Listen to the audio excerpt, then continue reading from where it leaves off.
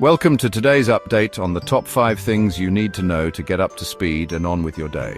From museum woes in Paris to legal battles over birthright citizenship, and from California wildfires to school shootings and impending European storms, we've got a lot to unpack today. So buckle up, grab your metaphorical spoon, and let's dive into the news that matters. The Louvre.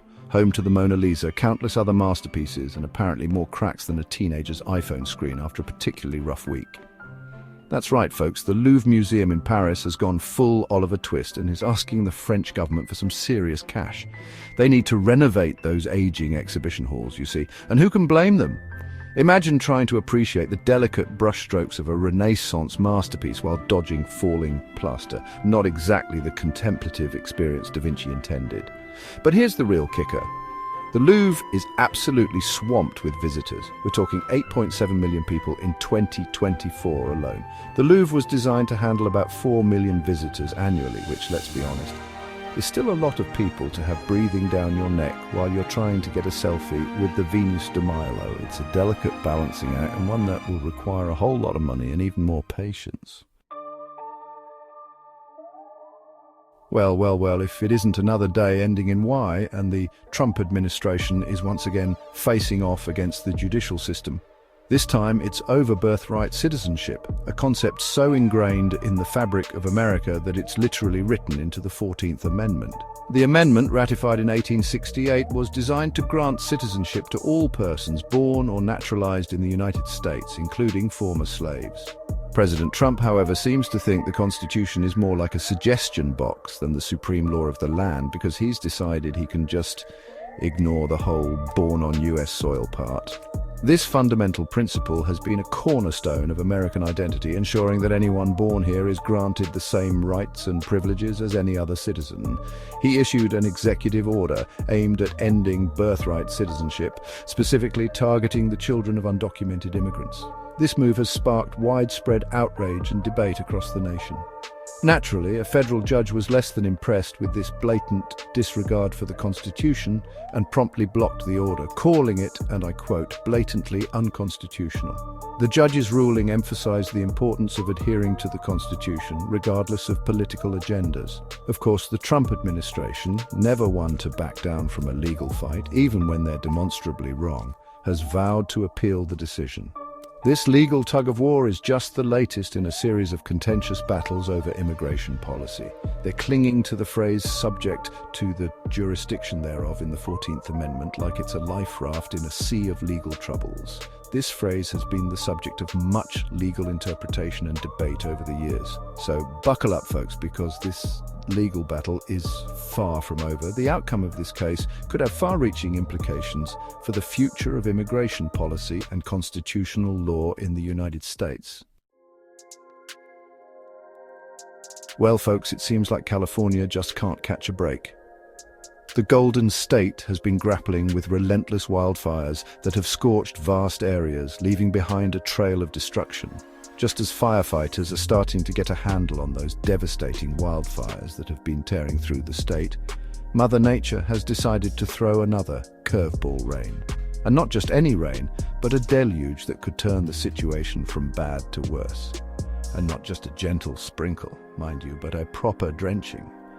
The kind of rain that can turn streets into rivers and make you forget what the sun looks like. While the rain is desperately needed to replenish the parched land, it also brings with it a whole new set of problems. The ground, already weakened and devoid of vegetation, struggles to cope with the sudden influx of water.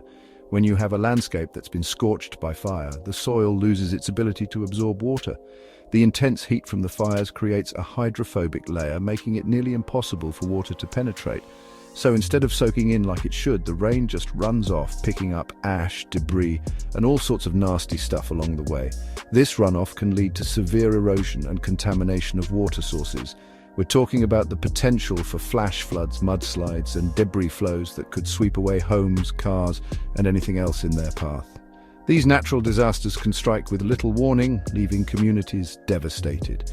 It's a classic case of be careful what you wish for, except in this case, it's more like be careful what Mother Nature throws at you. The combination of fire and water creates a volatile mix, reminding us of the unpredictable power of nature.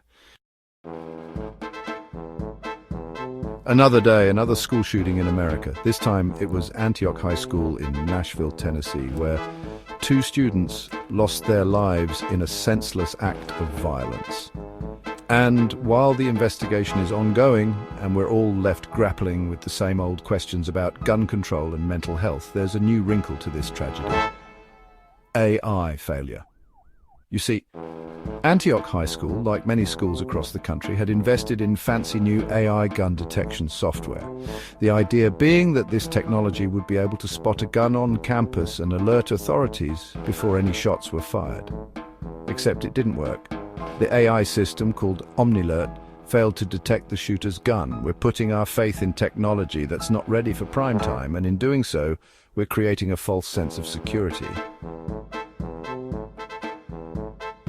Well, folks, it seems like Mother Nature is on a bit of a rampage today. Not content with unleashing fire and floods on California, she's now turning her attention to Ireland and the United Kingdom, where a bomb cyclone named Storm Eowyn is poised to wreak havoc. This storm is no ordinary weather event, it's a force to be reckoned with. And when I say bomb cyclone, I'm not talking about some overhyped weather event that's going to leave you with a light dusting of snow and a hankering for hot cocoa. This is a serious situation that demands our full attention and respect. No, this is the real deal. A meteorological monster packing winds of up to 80 miles per hour and enough rain to make Noah start building a new ark. The sheer power of this storm is something that we haven't seen in years. We're talking about red warnings, the highest alert level being issued across Ireland. These warnings are not given lightly and indicate the severity of the situation. We're talking about the UK's Met Office dusting off their red wind warnings for the first time since 2011. This is a clear sign that the storm's impact will be significant and potentially dangerous. In short, it's going to be a wild ride, the kind of weather that makes you want to hunker down and ride it out. So if you happen to be in the path of Storm Eowyn, do yourself a favour and stay inside. Stock up on essentials, keep your loved ones close, and wait for this tempest to pass. Safety should be your top priority. That's all for today's top 5 things you need to know. Stay informed and have a great day. And remember, if you find yourself facing down a bomb cyclone, a raging wildfire, or even just a particularly aggressive pigeon, don't panic. Just channel your inner John Oliver, approach the situation with a healthy dose of skepticism and a slightly inappropriate joke, and you'll get through it.